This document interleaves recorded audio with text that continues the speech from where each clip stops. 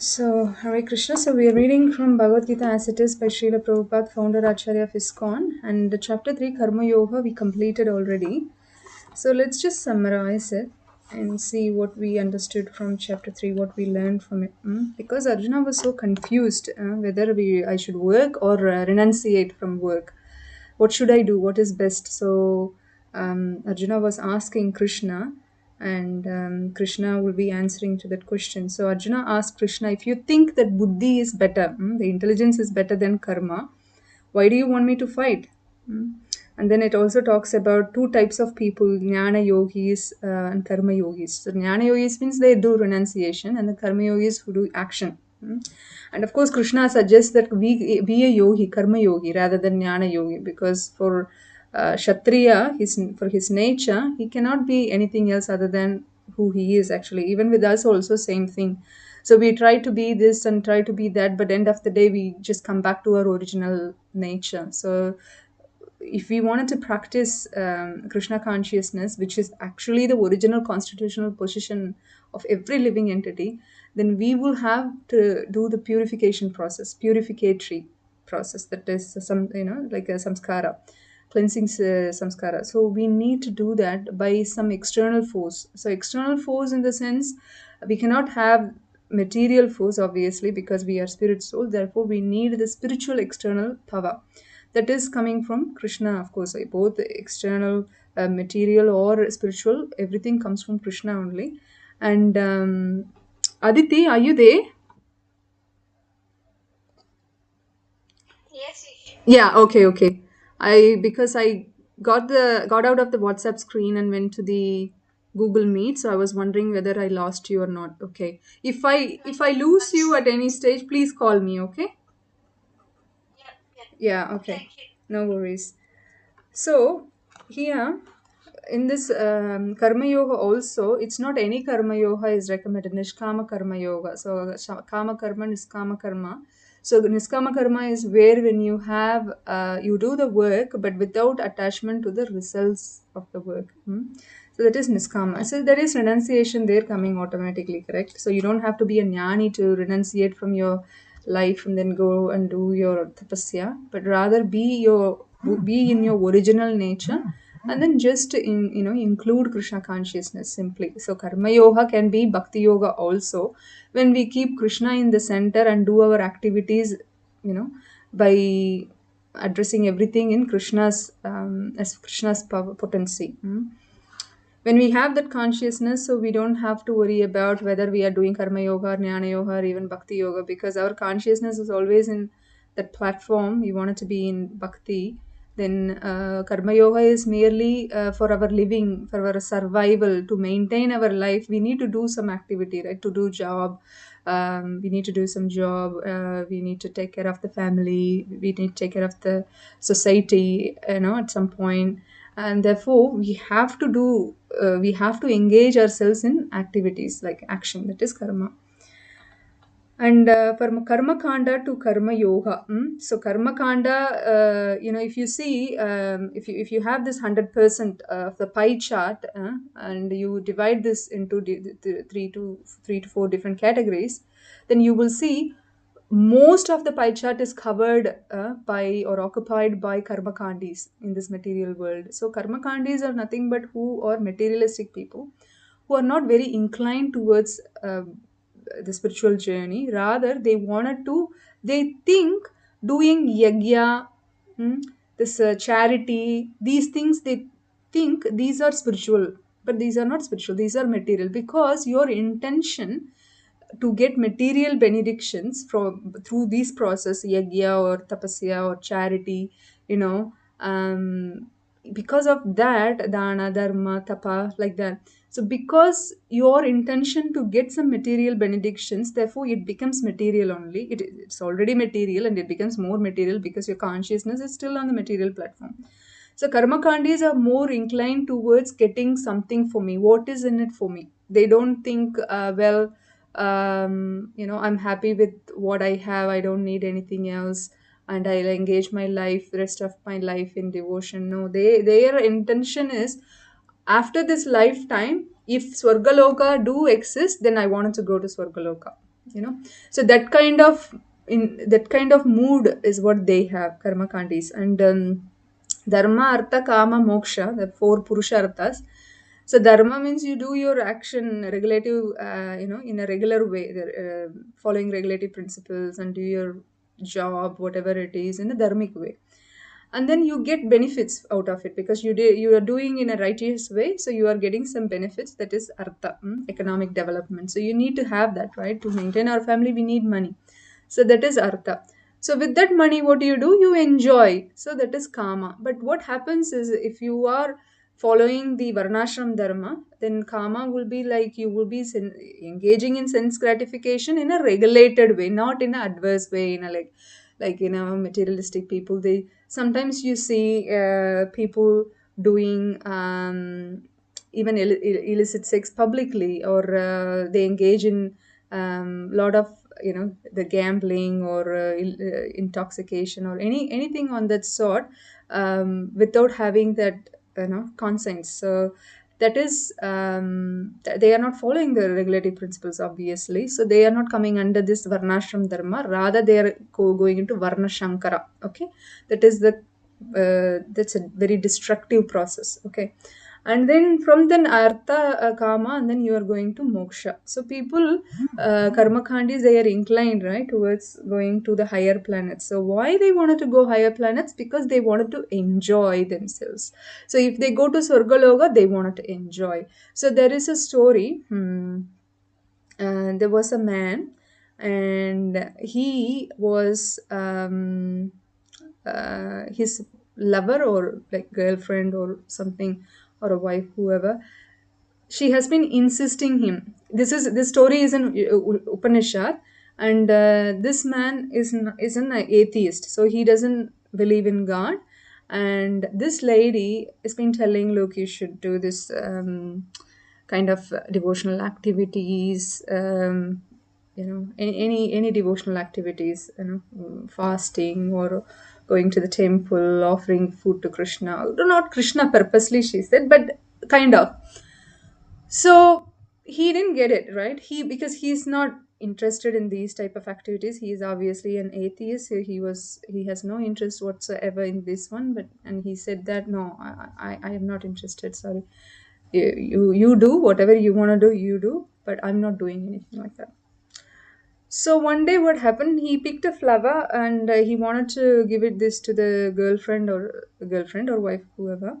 So he picked the flower, and he was going to cross the river, and then on the way he accidentally dropped the flower in the water, and then he tried to get it out, and then he started to drown because of the way, the current in the river. So he was struggling. So that time, the what happened, the flower that actually came from him went to the deity of Govinda.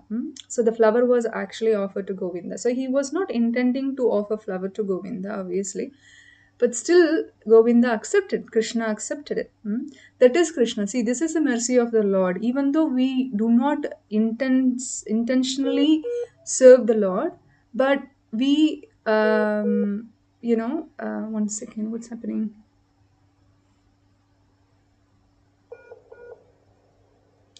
All right,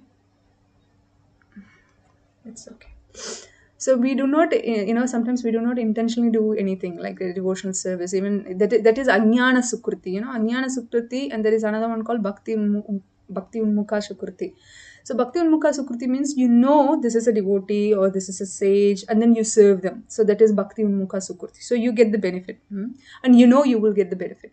And Ajnana Sukriti is what it is you do not know who you are serving. For example, this is an example Prabhupada gives, I believe. And you build a well, and the water is coming in the well nicely, and then it's distributed to the local community, whoever coming. And then one time the sage or a devotee comes and partake the water from the well. What happens now? You served the devotee. Because of your well, you quenched the thirst of the devotee. Therefore, you got the Sukriti now. That is Ajnana Sukriti, means without Jnana. Jnana means knowledge. Ajnana means without knowledge. So without knowledge, you served a devotee. So that is Ajnana Sukriti. Krishna doesn't leave you, let you go because you didn't do it intentionally, you didn't do it purposefully. It doesn't mean he let you go. He actually makes sure everything counts. He gives you the benediction, that benefit, the Sukruti for you to get into the spiritual path, so that he gives you that, like a Bhakti Lada beach. Brahmanda Kona Bhagyavan Jiva Guru Krishna Prasade Pai Bhakti Lada beach. So if you meet a representative of Guru, a real Guru, if you meet a representative of Krishna, who is none other than real Guru, and you get that seed of bhakti, it sprouts. Once you get the seed, bhakti plant, it starts to sprout, right? The bhakti seed, it starts to sprout. Then you keep moving with the bhakti, then you become more and more pure in Krishna consciousness. So to attain that stage, you need to have something to start with, to kickstart, right? That mercy is coming from devotee. The devotee is giving you that seed in your heart. Then the heart grows, the plant grows in your heart, and then goes and touches the lotus feet of Krishna, and then you can serve. So coming back to the story, what happens is, obviously he got Ajnana Sukriti, and therefore, and then he died also. Okay, and he was a sinful man. He atheist means you're sinful only because you're not being grateful for everything you have. When you are being grateful, what happens when you feel the gratitude? Automatically, you will serve Krishna, because Krishna is the one serving. I mean, giving you everything: the rain, or the sun, or the moon, the water, the food, everything. Krishna is giving. And what happens is, when you get the mercy of Krishna through the nature and through the guru and everything, books and stuff, but still you're not being grateful, uh, then it is an offense, right? But in Karmakandi's case, or non-devotees or atheists, it is a sin, a big sin, and they will be punished for that, because they are absolutely offensive in all the acts they do, and etc. Sometimes they are doing good deeds, but still, because they are disrespecting God, and but Krishna is very forgiving. Because he is an atheist doesn't mean he necessarily goes to hell. So that's what happened to this guy also, because he offered flower one time to Govinda, even though it was unintentional. Still, he when he went to, he died now, so he went to Yamaraj's planet, Yamalok, and then Yamaraj is telling, okay, now you are here, you were a sinful person when you were on Earth planet, and you deserve 10,000 years of hellish life. So you go to hellish planet, you will live there for 10,000 years. And also, because you have done one good thing out of all those dirty stuff you did, that is, one time you offered flower to Govinda, therefore you deserve to go to Swargaloka for 10 minutes. How many minutes? 10 minutes only. And then once 10 minutes up, you get out of there. You can't stay there anymore. Now, so the question is, do you want to go to hellish planet first or Swargaloka first? Where do you want to go first? The man thought about it, and he must be a very clever guy. And he said, well, I wanted to go to Swargaloka. And he said, well, that is nice. You can go, but make sure you're out of there in 10 minutes. He said, okay, fine. And he enters into Swargaloka, and someone welcomes. As soon as he entered, told the guy who welcomed, look, I don't have much time. All I have is 10 minutes. Now, give me a knife or a scissor, and then show me a garden, flower garden. Then the guy asked, the Devi Devada, whoever received him, asked, well, why? You just came and you have 10 minutes, just enjoy and go. He said, no, please, don't have much time. I don't want to speak and waste my time here. Just show me this and give me that also. Give me the knife and show me the garden. So there he went. He was shown wherever it is, and then he went and cut the flowers, and quickly he started offering flowers to Govinda consciously and with love and devotion. So now you see, he understood the power of bhakti. Now he, in Swargaloka, you can do whatever you want to do. If he went to hellish planet, what happens? He will be told what to do, and he has to suffer there also. So he wouldn't have a choice. So 10,000 years is such a long time to get out of there, right? and now that he got that 10 minutes and he used it very nicely, and therefore he immediately, as soon as he finished the 10 minutes, the Vishnu Dudas came and said, you nicely, with the little time you had, you nicely offered flowers to Govinda. Now you deserve to come with us to Vaikuntha Loka. So this is Krishna. So we also know from Ajamala's story, he only chanted his son Narayana's name, not intentionally to Lord Narayana, but because he had a favorite son Narayana, he called out his son, right? That's all he did. Just because he did that, Narayana said, look, he is calling my name. Vishnu Dutta said, no, that is his son's name. He is calling out on, not you, our Lord. Then he said, it doesn't matter. He is still calling my name. So I wanted to help him. So this is how Krishna is literally, sometimes you are running a business, you don't have anyone to sell the product. You just go and pick any guy and just say, okay, take it, good deal, I'll give you this, I'll give you that, and you will say all of those things, right? But when you have customers, obviously you serve them, but when you don't have customers, you try to make customers. That's what happening with Krishna also. It's not that he is running out of customers or running out of devotees, but he wants us, all of us, back, all the living entities back to Swargaloka. I mean, not Swargaloka, sorry, the spiritual world. He doesn't want us to stay here and suffer in this material world, because he himself declares in 8.15 Bhagavad Gita that dukkhalayam shashvatam. So this is full of dukkha. This alayam, this material world is full of dukkha, and also not permanent, not shashvatam. It is ashashvatam. So therefore, please come out. Like that he is saying. Shake. Okay. All right. So that is the story. From the story, we learn that even in the karma, whatever the action you do, if you serve the Lord with the love and devotion, definitely we have, we will occupy a place in Krishna Loka. And but of course, we need mercy of devotees. Without mercy of devotees, we cannot connect. So there is a proper channel that you need to go to, right? If you want to go see Prime Minister, you can't just go and see Prime Minister. There is a proper channel that you need to pass through. Similarly, you have to, to reach Krishna also, you need to approach Lord Chaitanya Mahaprabhu, Nityananda, Radharani, and then Krishna. And before that, you need to, get the association from the devotees you have locally, online or locally. Just try to make that effort to associate with the devotees regularly. We discussed last week also. Kirtanya sadahari, sadatam kirtayanto mam. We need to do that. Sada means always. We need to do this. Nityam Bhagavada Sevayam. So we need to hear and read Bhagavatam also every day and serve the Bhagavatam like that. All right. So I just turn off something.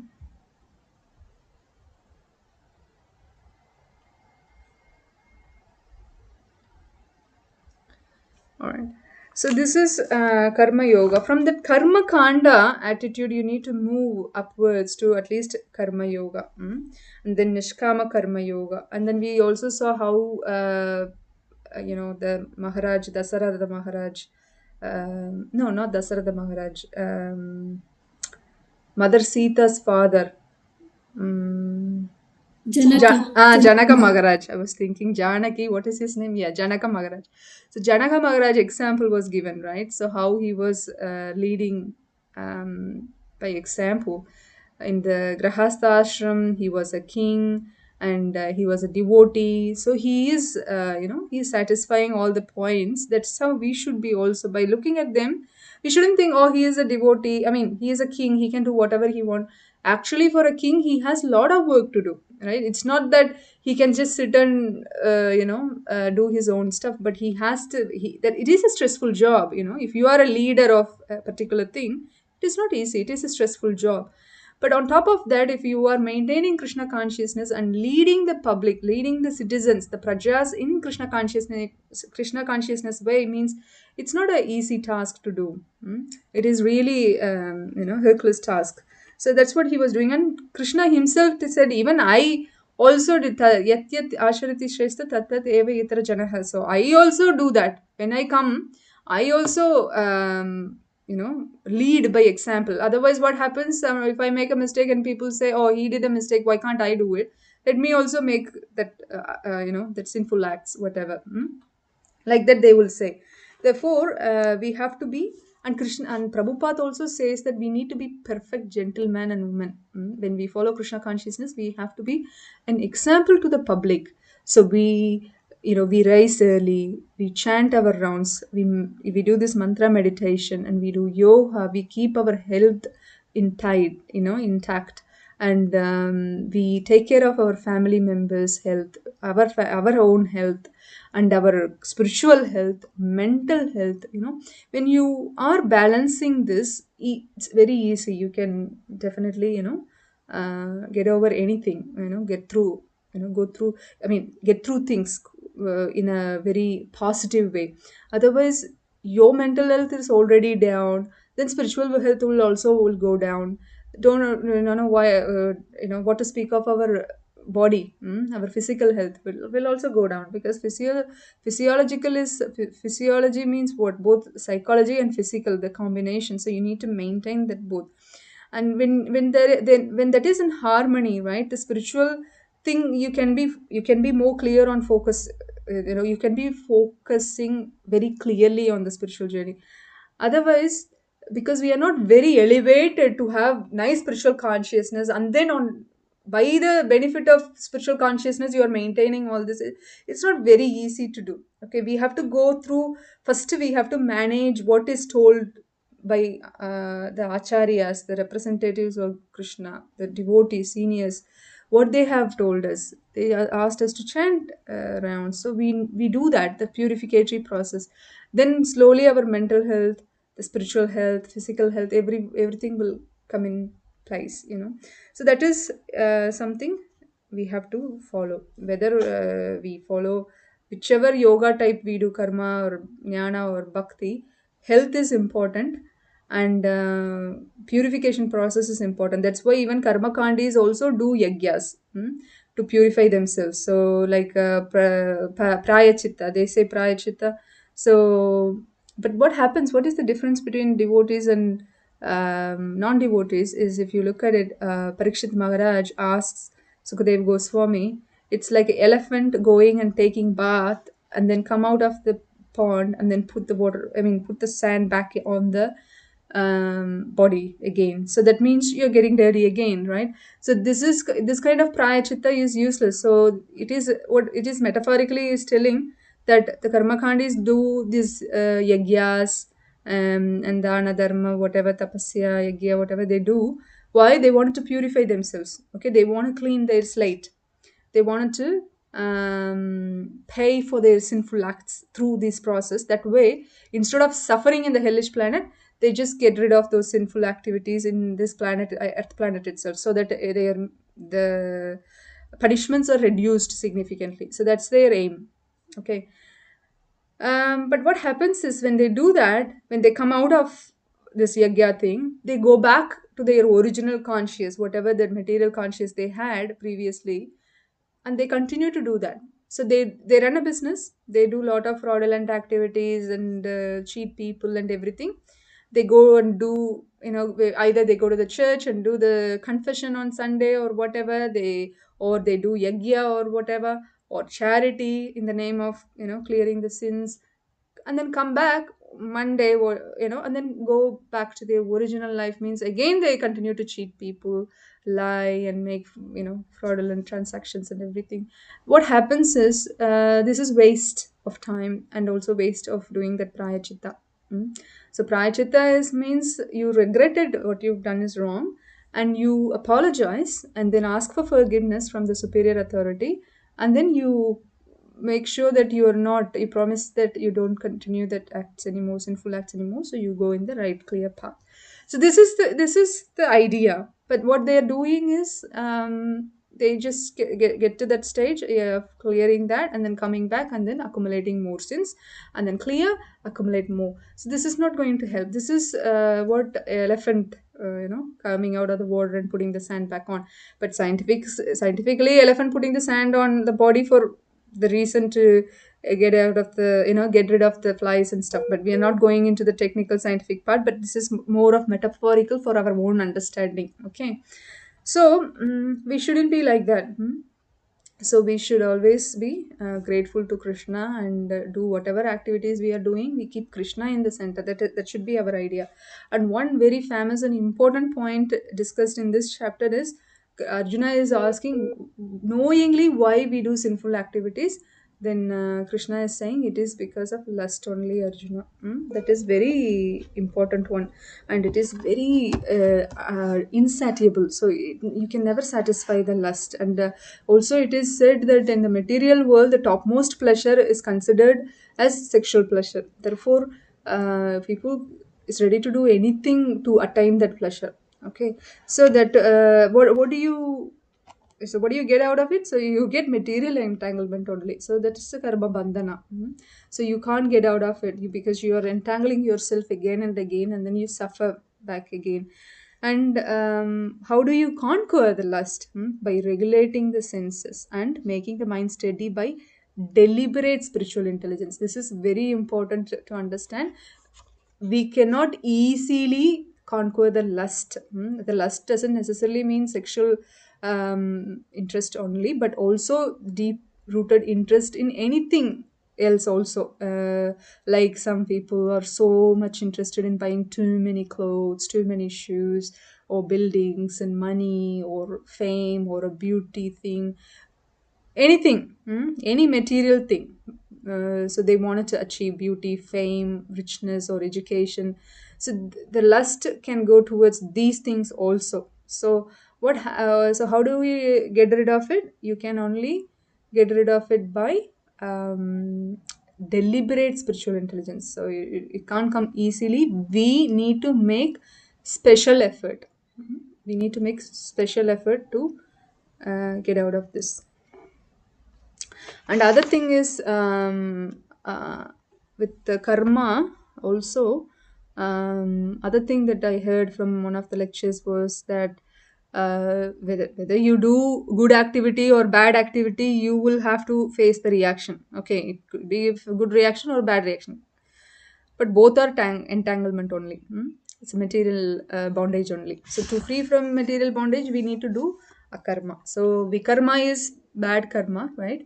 And sukarma is good karma, and you need to be in the akarma, which is actually neutralizing both good and bad karma, and remove all your karma, that is both good and bad, and keep you in the spiritual path. That is akarma. How do you do that? Is by engaging yourself in spiritual activity. Unless you do that, this is the problem. So there is a story, you might have heard of the story, a king called Nirg, and he is a nice king, very righteous king, very pious king. And his intentions and how he lead the prajas, everything was nice, no complaints. So he gives lot of charities to brahmanas, and satisfy them nicely. So one time he was giving charity of 100,000 cows or 1,000 cows or something like that, to a brahmana. I think 100 or 1,000 cows to a brahmana. And the brahmana went with the cows, all good. The next day, because the cows, the I have a cat. Not I don't have a cat. Sorry, I have a neighbor who has a cat, and that cat, she trained the cat outside, and then how she showed the cat around the house and the neighborhood to practice the cat. I know when she moved in, so I've seen her, taking the cat around for a walk and showing things, and then coming back to her home. So the cat is very outward, outward. So the cat wants to go out and then come back on his own. So because she trained him nicely, so he goes out, even though if she is not there, neighbor is not there, he goes out nicely and then come back in. He would meow, and then if somebody gets the door, opens the door, gets him in, and then he'll go upstairs. He's very clever cat. And there is another cat we have in the neighborhood, which is very lazy, clumsy cat. He sits down and eats and does nothing, and just sits and stares at the window and see what everyone is doing, and that's it. But this cat is all rounder. It goes around and comes and climbs up the tree, jumps around and like that. So wherever the cat goes, he'll be back to the house for sure. He never gets lost. Similarly, this one of the cows must be a very clever cow as well. So this cow went with Brahmanas, uh, the herd of other cows, and for some reason the cow decided to come back to the king's palace because that's where she belonged before, right? So she came back. So she came back into the other group of cows, other herd of cows. So next day, the king Nrugu decided to give another herd of cows to another Brahmana. So when he did that, accidentally, the first cow from the first group of cows in the second group also now went with the second Brahmana. So the first Brahmana realized that he's short of one cow and came and asked, and then by working out, find out that okay, they found out oh that cow is now there. So you know what you would do actually. Okay, the mistake happened. The cow came by itself. So the king decided to give one cow to this Brahmana. Okay, I'll give you another cow. He said, no, no, no, no, I want the same cow. All right. He asked Brahmana number two. Okay, give me that cow. I need to give it to him. This Brahmana also greedy. No, no, no, no. I got the cow. I can't give it back. Now it's my cow. But originally it was his cow. He's like, it doesn't matter. It's not my problem. That's your problem. I got the cow. I'm not going to give you. All right. Then the Niruhu, because he's a very opulent king, he said, all right, I'll give you 100,000 cows. Whoever gives up on that cow, I'll give you 100,000 cows. 100,000 is a lot. Then that Brahmana said, no, we are Brahmanas. We get charity, but not, we don't beg. So we don't want it. So we got the cow and I want the cow back. So they were fighting like this, so that created agony, mental agony, and stress, and they were offended. Obviously, both brahmanas that become a sin. See, Niruhu king was trying to um, please the brahmanas by giving that cows in the charity.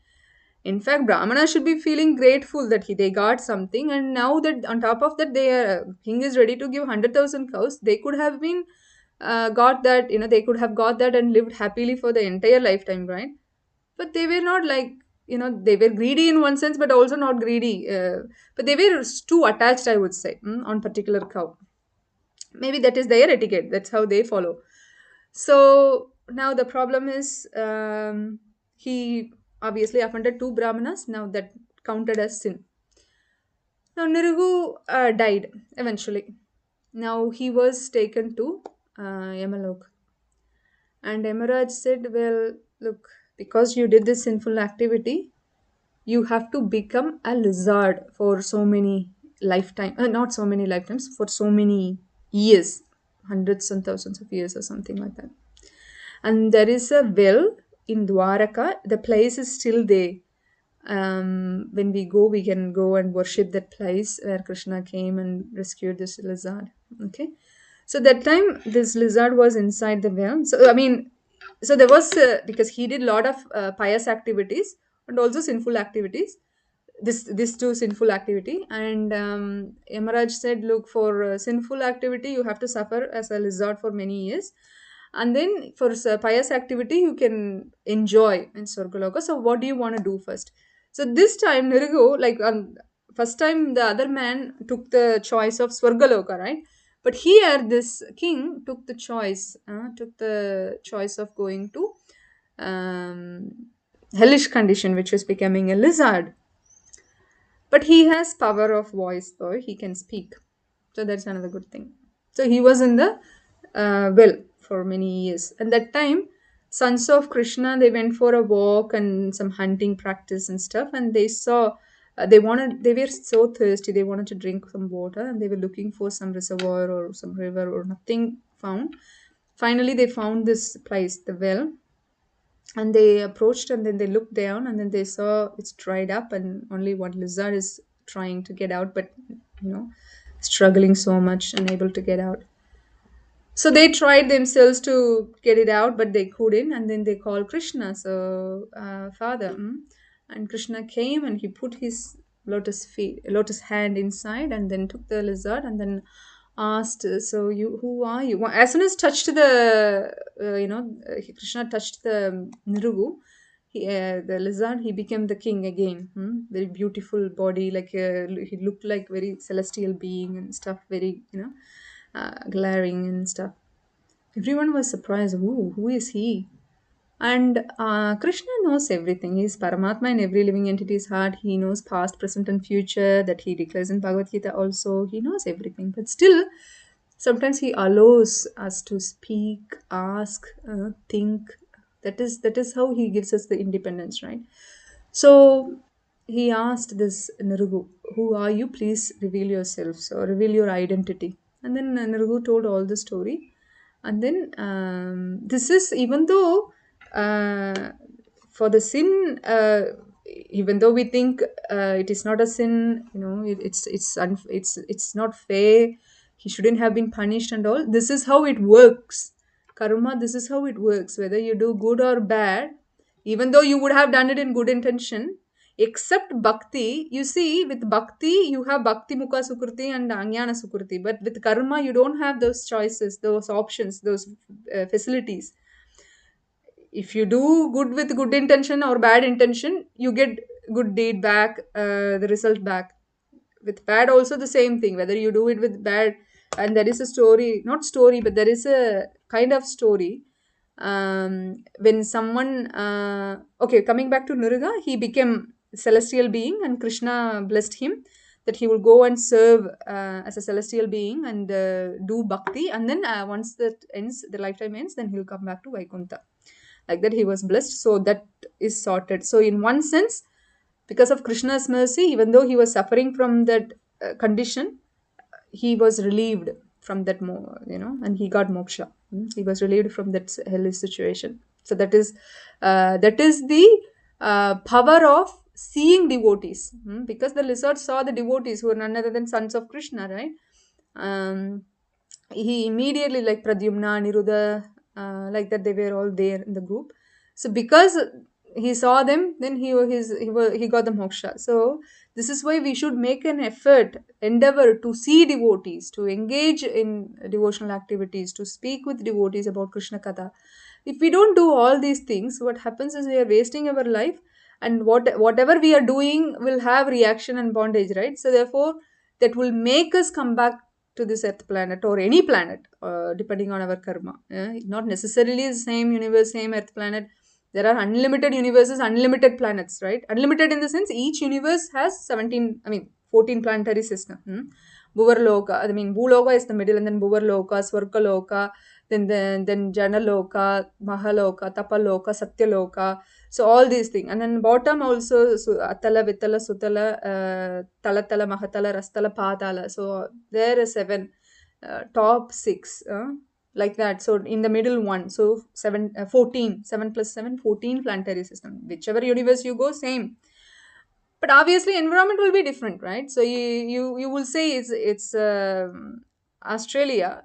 It's the same thing. How India looks like, Australia looks the same, similar, but still the facilities are different, correct? And how the people look or different. Similarly, unlimited universes have these multiple planets, right? 14 planets in each universes. So how they speak, how they behave, and how the environment is, everything different only. But end of the day, it's material world. What do you get out of it? Nothing. You continue to take birth again and again. So 8.4 million species of living entities exist. So you might take birth as one worm, and then once the worm, you die as a worm, then you become a bacteria or something, or get a higher promotion. So you evolve. There is evolution there, and then you become a fly, and then a bird. I mean reptile, and then a bird, and then animal, and then finally human. So now we are in this stage, and if we are taking not taking advantage of being a human and engage ourselves in Krishna consciousness, even after knowing the power of Krishna consciousness, associating with the devotees, etc., then we will be the number one fool, correct? All right, so this is a little bit summary and some things to learn from Karma Yoga, how we can engage ourselves in day-to-day activities, but by keeping Krishna in the center. Another one important thing is offering food to Krishna, also discussed in this chapter. So that is another important thing that we can learn from this. So whatever we cook or don't cook, whatever we are going to eat, just before eating, offer that to Krishna nicely. Offer flowers and water, patram, pushpam, palam, thoyam. We will study that in chapter 9, 26th verse. So Krishna says that keep it simple. You don't have to make opulent thing. But what happens is once we get into that interest, we become so happy serving the Lord and Guru and the devotees, and then we start to make so much nice prasadam, and it becomes nice also because we are offering to Krishna, right? And his saliva touches it, so it becomes tastier. Even though we are bad cook, his saliva fixes it. Also, I have heard in one of the lectures, Radharani fixes it before giving to Krishna, so don't have to worry about it. So, problem sorted. Or however bad, worst cook we are, the problem will be sorted. Everything will go nicely to Krishna. How he eats Sukshma Sthiti. We are offering to Sthula Sthiti, like grossly we are offering, right? And the plate, and we have to see, touch, and stuff. But for Krishna to accept the offering, he doesn't have to do like touching and eating like us because he is Krishna. He's spiritual, all spiritual, body spiritual, mind, and everything is spiritual for him, right? And for us, body is material, mind material, only spirit, soul is spirit. So what how he eats is by looking itself. His hands can eat, his eyes can eat, ears can eat food. Whatever we offer, he can do that. And also we can offer through mind also, through through meditation, through mind we can do that. So we know that example, South Indian Brahmana who offered because he was so poor, he couldn't offer anything, but he wanted to offer a lot of things to Krishna or Narayana. But he heard from Bhagavatam class one time that you can even offer through mind if you don't have anything on hand handy. Then he immediately went to this place where took bath in Ganga or not Ganga, maybe Godavari, I think, and took bath and then started to worship by sitting down and doing meditation. But in the meditation, he started to think that I am doing offering, I'm decorating Krishna with a lot of opulent jewelry, nice cloth, decorative, expensive cloth, and then now I'm preparing some sweet rice. And you know the story, right? And then sweet rice supposed to be cold, not hot. So he wanted to make sure that he doesn't want to give the hot food to Krishna because it will burn down of Narayana. It was not Krishna, it was Narayana or Vishnu. So he then thought, okay, let me touch and see, just touch it and see if it is cool enough so I can offer the right temperature food, the food at right temperature. So he touched it and then he got burnt. Immediately he opened the eyes and looked at the finger and it got burnt, really. Then he was surprised. Well, I was only meditating. But Krishna, Govinda, Vishnu, Narayana, he is ready to accept anything you offer.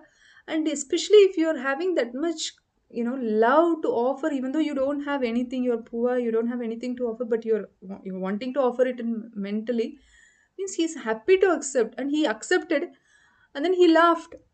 And then Lakshmi Devi asked, why are you laughing? And look at my devotee. He is offering me through mind, and I accepted it. To show him that I accepted it, I burnt his finger.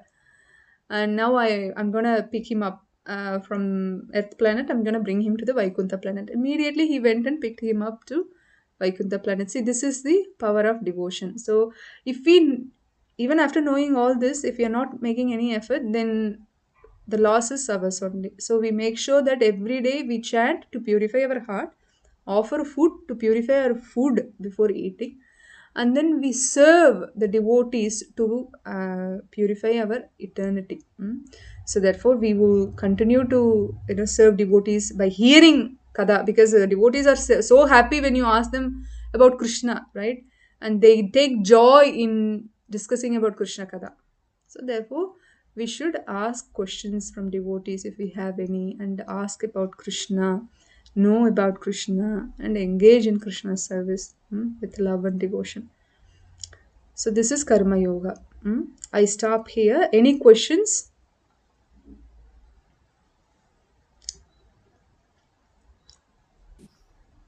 No, Mataji. Okay.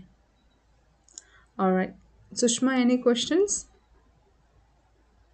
No, Mataji. Thank you. Okay. All right. Aditi, you have any questions?